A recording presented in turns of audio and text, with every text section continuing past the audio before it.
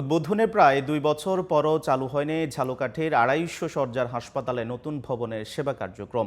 ২০২৩ সালে তড়িঘড়ি করে উদ্বোধন করা হলেও সেবা কার্যক্রম চালু না হওয়ায় ক্ষোভ প্রকাশ করেছে স্থানীয়রা। কর্তৃপক্ষ বলছে এখনও জনবল ও চিকিৎসা সরঞ্জাম বরাদ্দ না পাওয়ায় সৃষ্টি হয়েছে এই স্থবিরতা। ঝালকাঠি প্রতিনিধি মোহাম্মদ শহীদুল আলমের রিপোর্ট, জানাচ্ছেন আব্দুল মালিক।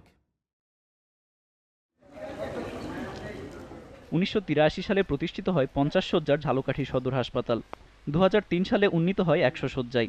২০১৮ সালে ৭০ কোটি টাকা ব্যয়ে হাসপাতালটি ২৫০ শয্যায় উন্নীত করার প্রকল্পের কাজ শুরু হয়, কিন্তু নির্মাণ কাজ শেষ না করেই ২০২৩ সালে ভবনটি উদ্বোধন করেন সাবেক সংসদ সদস্য।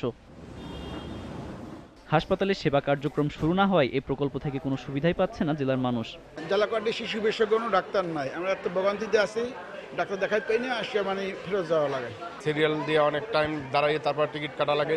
রোগী নিয়ে আসলে আমাদের রেফার করতেছে, আমাদের বরিশাল যাওয়ার দরকার হইতেছে। ২৫০ শয্যার বিল্ডিংটা যদি চালু হয় এবং ডাক্তার বাইরে থেকে ভালো ভালো ডাক্তার আনা হয়, তাহলে আমরা ভালো চিকিৎসা পাবো। হাসপাতাল কর্তৃপক্ষ বলছে ২৫০ শয্যার জন্য জনবল ও চিকিৎসা সরঞ্জাম বরাদ্দ না পাওয়ায় দেওয়া যাচ্ছে না যথাযথ সেবা।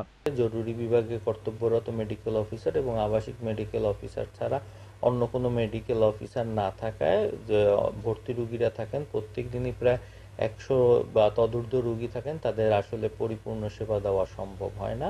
জেলা সিভিল সার্জন বলছেন নির্মাণাধীন বিল্ডিংয়ে কিছু ত্রুটির জন্য ভবনটি হস্তান্তরে দেরি হচ্ছে।